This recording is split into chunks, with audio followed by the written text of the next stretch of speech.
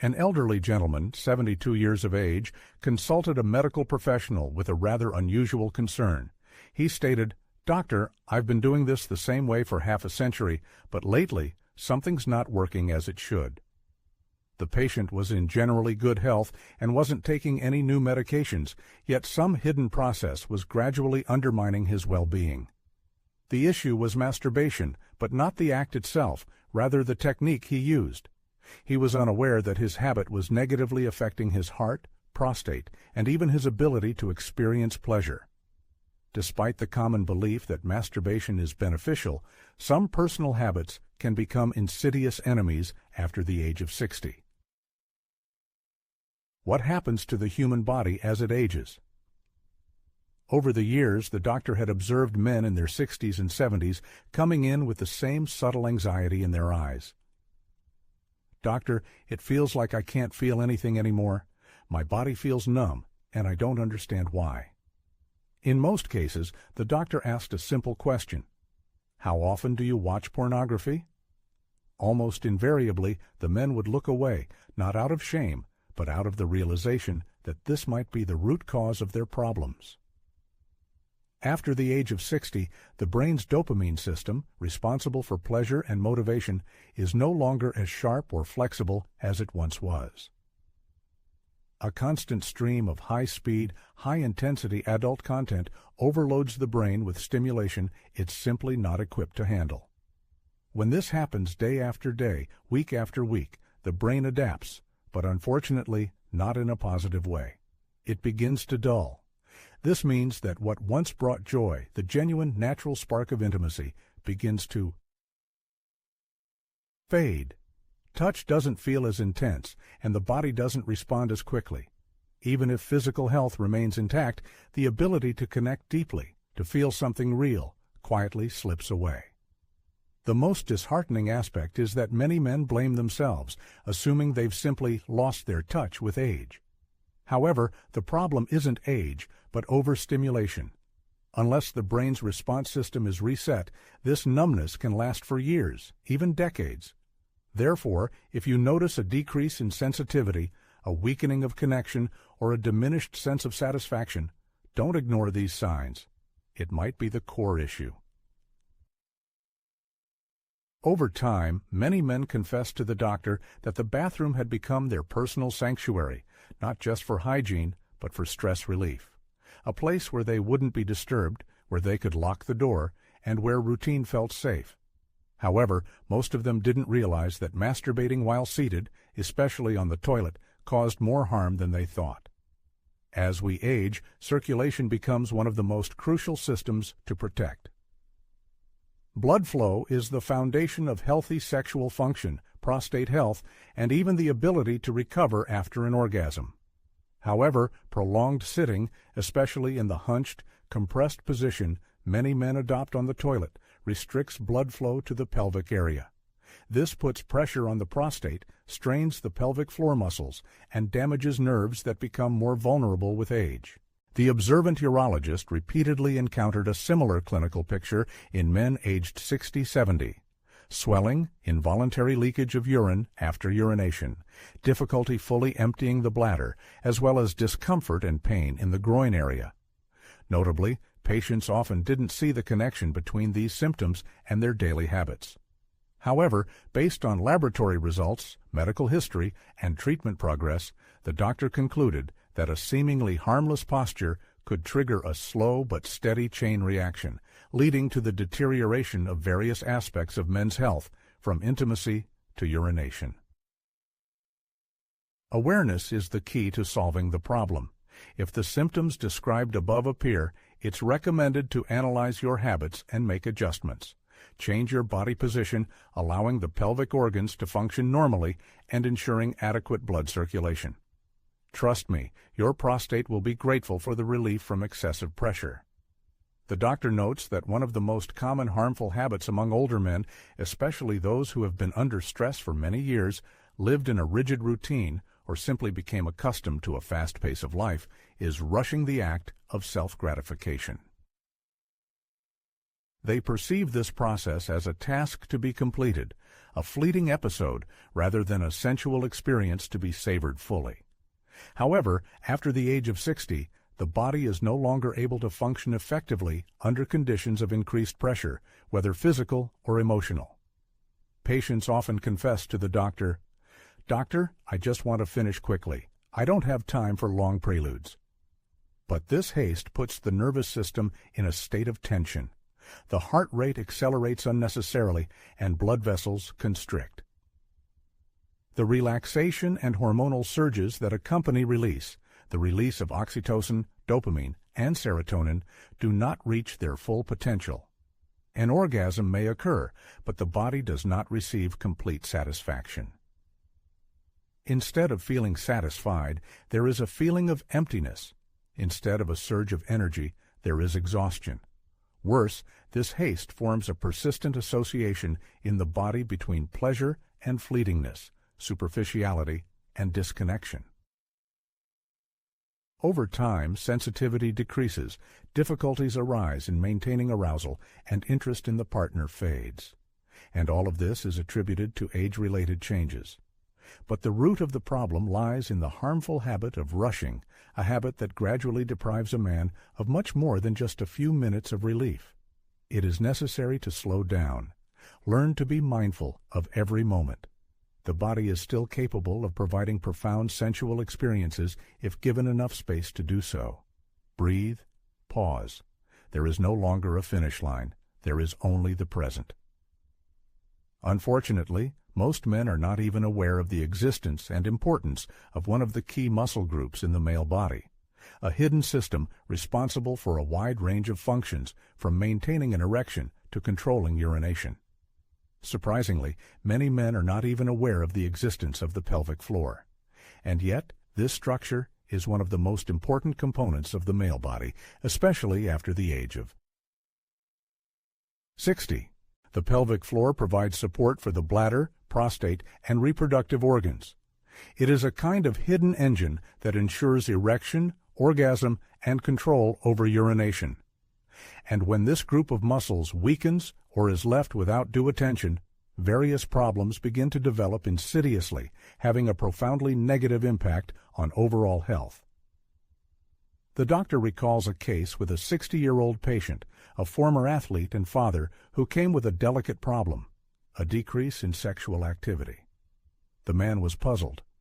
"I watch my diet, exercise regularly, but something has gone wrong." He overlooked the fact that the pelvic floor muscles, once strong and actively working, were now practically idle. Years spent sitting, the habit of holding stress in the lower abdomen, and ignoring this important area of the body led to disconnection and problems. The specialist emphasizes that masturbation without engaging the pelvic floor muscles, or worse, with excessive tension and pressure, has a negative impact on the prostate, weakening the muscles that should support it. Gradually, this can lead to incontinence, leakage, impaired erection, and decreased sensations during orgasm. This process is not instantaneous but develops gradually, year after year. However, there is also good news. These muscles can be brought back to life. Consciously tensing the area used to stop urination during arousal helps to increase awareness and strength. Regular practice of this simple exercise can restore not only physical function, but also self-confidence. Excessive or insufficient activity in the intimate sphere can disrupt the balance of the entire system. Frequency, that is, how often a person touches themselves, can play a significant role that many underestimate. This question often causes embarrassment in older men.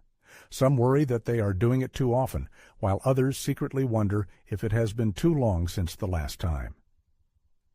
In the face of shame, awkwardness, and outdated advice, most men over the age of 60 are left alone with their doubts and uncertainty.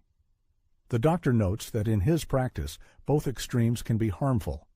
When a man masturbates too often, out of habit, boredom, or unresolved emotional problems, his body experiences overload. Energy drops, prostate tissues become irritated, and over time he may notice that he needs more time to recover, or that his interest in real intimacy fades.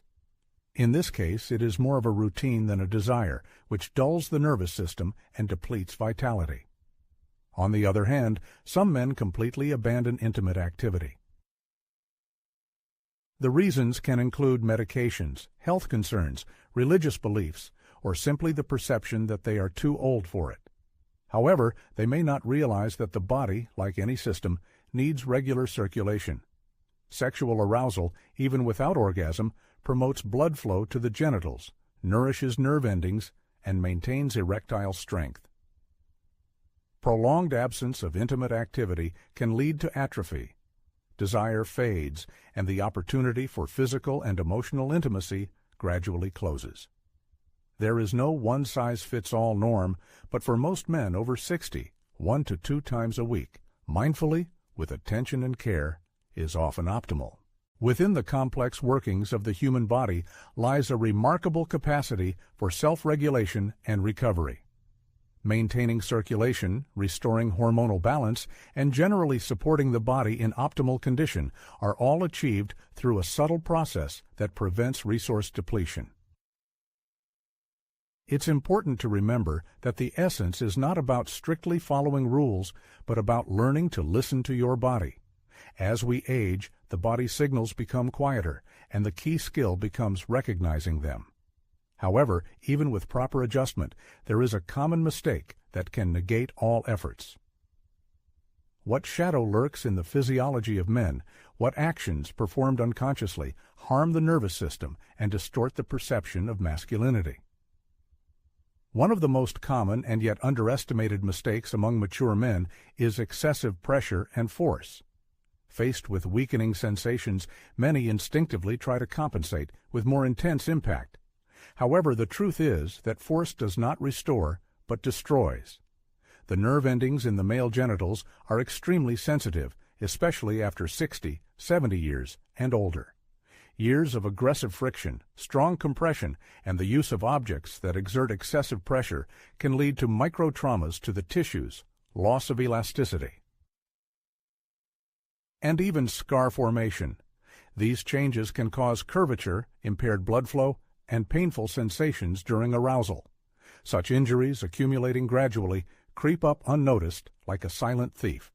And when a man realizes the problem, the damage may already be significant. But the physiological aspect is only one side of the coin. The pursuit of pleasure through force turns the intimate process into a struggle, disconnecting from joy and relaxation. This mental pattern can negatively affect the body's ability to fully open up and accept pleasure. But there is another, deeper mistake that affects not only the physical, but also the spiritual and emotional state. This phenomenon, unfortunately, is widespread among mature men and can have the most devastating consequences. It is about intimate closeness with oneself without emotions, connection, and intention. The problem is not in the technique, frequency, or place, but in the feelings that a person experiences at that moment. Over time, many begin to perceive this process as a mechanical routine, devoid of meaning and emotional color. It becomes a kind of escape from loneliness or an unconscious habit performed mindlessly. The body may still function, but the heart is no longer involved. The absence of connection, presence, and warmth leads to emotional distance, which affects both the mental and physical state. When intimate closeness is devoid of emotional components, the nervous system becomes accustomed to receiving pleasure without a purpose. The body stops producing the necessary hormones, such as oxytocin and dopamine, responsible for good mood and motivation. As a result, the individual experiences only a faint echo of past delight, and in the depths of consciousness, the belief that pleasure is something available only in solitude and silence, devoid of genuine joy, takes root. However, even a solitary touch can carry deep meaning and gratitude. It can become a moment of reunification with one's own body, accepting its age-related changes not with a sense of awkwardness, but with respect and recognition of its history. Now that the most common misconceptions have been identified, it is crucial to realize how to restore the lost connection, regain a sense of strength, confidence, and vitality, regardless of age. Like a phoenix, a person can rise from the ashes of disappointment. The body continues to communicate, even if its voice sounds muffled. It is necessary to learn to hear it again, to show care and respect for its needs. Over time, changes occur, but this does not mean that sensual pleasures and closeness become unattainable. Slowing blood flow, increased prostate sensitivity, and a nervous system that requires more delicate handling all point to the need for adaptation and the search for new, unexplored paths to pleasure. The real danger lies not in age or waning sexual desire, but in the gradual destruction of the connection with one's own body, with one's own sensations and vital energy. Haste, ignoring feelings, neglecting the needs of the body, all this inevitably leads to a loss of contact with oneself, to alienation from one's own essence. But there is also encouraging news. It is never too late to restore this connection. The body is still alive and craving attention. It seeks care and respect. Like a vintage car, it requires special care in its mature years, but this does not diminish its value. On the contrary, the experience accumulated over the years gives it a unique charm and significance. It is recommended to start small, show more tenderness and awareness, explore your body, be guided by intention, not habit, by curiosity, not shame. You should stop chasing results and learn to appreciate the sensations themselves. Breathe deeper, pause, listen to your feelings, and believe that a connection with yourself and with the world around you is still possible. Many men in their 60s, 70s, and even 80s have been able to radically change their lives once they stopped seeing aging as a sunset and began to see it as a new, opportunity-filled stage. Everyone deserves to feel the fullness of life again, to live with an awareness of their own strength and dignity. After all, it's not just about avoiding mistakes, but about returning to that inner strength that still lives within. And remember, the brightest years are yet to come. They lie in how each person chooses to live this new chapter of their life, with care, wisdom, and pride. What horizons will open up ahead?